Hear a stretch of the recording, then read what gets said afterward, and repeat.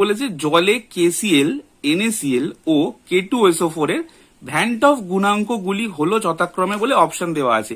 এখানে vent of গুণাঙ্ক বার করার জন্য মানে আই এর ভ্যালু বার করার জন্য একটা ফর্মুলা আছে, ফর্মুলাটা একটু বলে দিই। ফর্মুলাটা হচ্ছে, যেহেতু এটা জলে বলা আছে, তাহলে সংযোজিত বা বিয়োজিত হওয়ার পরে আমি এখানে ছোট্ট করে লিখলাম পরের মোল সংখ্যা। অ্যাকচুয়ালি এখানে লিখতে হবে সংযোজিত বা বিয়োজিত হওয়ার পরে, সংযোজিত বা বিয়োজিত হওয়ার পরে মোল সংখ্যা, আর ডিভাইডেড বাই সংযোজিত বা বিয়োজিত হওয়ার পূর্বে মোল সংখ্যা।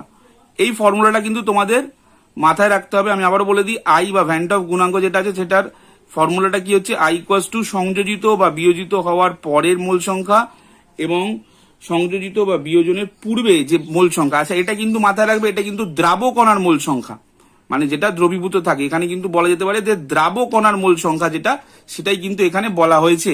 তাহলে এখানে আমি যদি একটু ভালো করে দেখি, এখানে KCl ভেঙে গিয়ে কি হবে, KCl ভেঙে হয়ে যাবে K প্লাস আর Cl মাইনাস।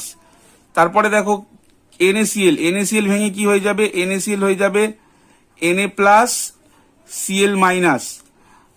আর এখানে দেখো K2SO4 ভেঙে কি হয়ে যাবে, K2SO4 ভেঙে হয়ে যাবে 2K প্লাস আর SO4 2 মাইনাস।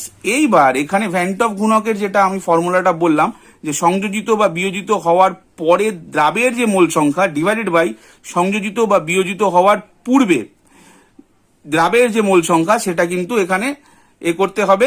ঠিক আছে, তাহলে এখানে দেখো আয়ের ভ্যালু কি হবে, এখানে আয়ের ভ্যালু হবে, দেখো এর মোল সংখ্যা কত, 1 মানে যোগ করলে এটা হবে 2, আর ডিভাইডেড বাই এখানে শুরুতে কত ছিল, 1 ছিল, মানে 2/1।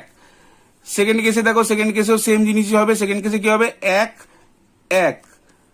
সেকেন্ড কেসে হবে 1 তার মানে কত হবে, এটা হবে 2, আর নিচে এখানে থাকবে 1, মানে 2 থাকবে। আর এই ক্ষেত্রে কি হবে, দেখো এই ক্ষেত্রে আয়ের ভ্যালু হবে 2 আর 1, কিছু নেই, মানে এখানে 1 আছে, তার 2 আর 1 যোগ করলে কত হবে, 3 ডিভাইডেড বাই 1। তাহলে এখানে আমার যে গুণাঙ্কগুলির ক্রম যেটা হবে 2 2 3, তাহলে এখানে 2 2 3 অপশনটা রয়েছে, 2 2 3, তাহলে option D is the right answer.